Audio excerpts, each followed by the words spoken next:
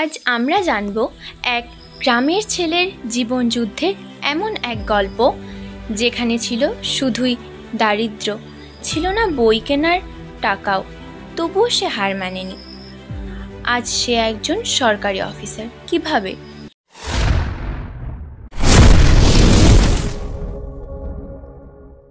দেখুন সম্পূর্ণ ভিডিওটা।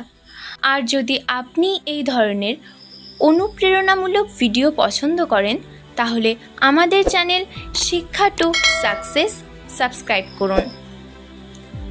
ছোট্ট পল্লীর এক ছেলেটি, তার নাম ছিল সুদীপ মণ্ডল। দক্ষিণ ২৪ পরগনায় এক ছোট্ট গ্রামে তার জন্ম। বাবার পেশা ছিল দিনমজুর। দিনে একবেলা খেতে পাওয়া যেত, তার পড়াশোনার কথা তো অনেক দূর। তার জীবনের প্রথম স্কুল ছিল কাঁচা মাটির একটা ঘর, যেটা বর্ষায় প্রায় ডুবে যেত।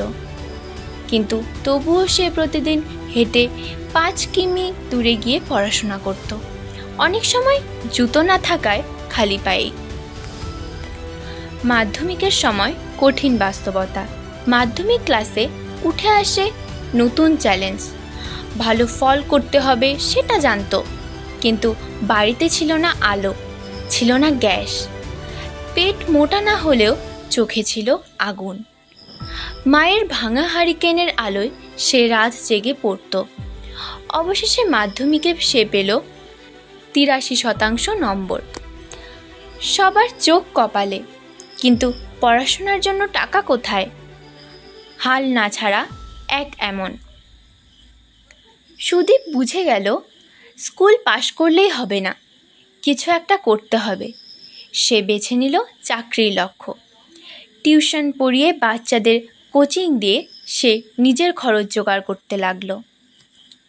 গ্রামে কেউ ভাবেনি যে ছেলেটি কাঁধে বই নিয়ে হাঁটে সে একদিন BCS দিবে। স্নাতক পাশ করার পর সে চেষ্টা করলো রাজ্য সরকারি চাকরির জন্য। প্রথমবার ফেল করলো। বন্ধুরা বলল, তোকে দিয়ে হবে না রে। আত্মীয়রা বলল, কাজে লাগ, বয়স বাড়ছে। কিন্তু সে শোনেনি। নিজেকে বলতো, আমি যদি এখন হেরে যাই তাহলে বাবা মার মুখ আমি কিভাবে দেখাবো? BCS পরীক্ষার জন্য সে ঠিক করলো তার কোনো দিন সাসপেন্ড হবে না। নিজের জন্য একটা রুটিন বানালো।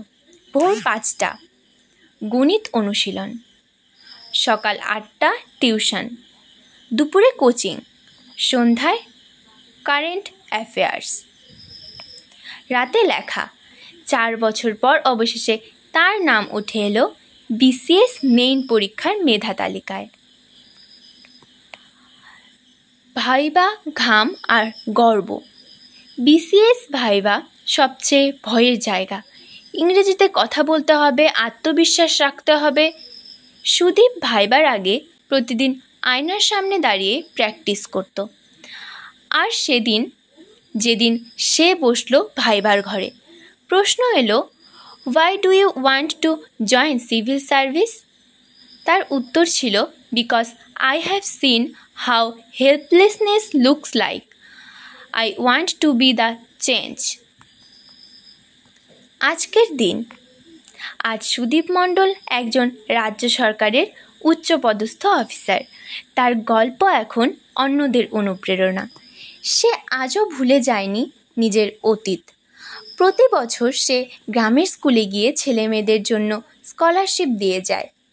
তার বক্তব্য, স্বপ্ন দেখো কিন্তু ঘুমিয়ে নয়, ঘামিয়ে।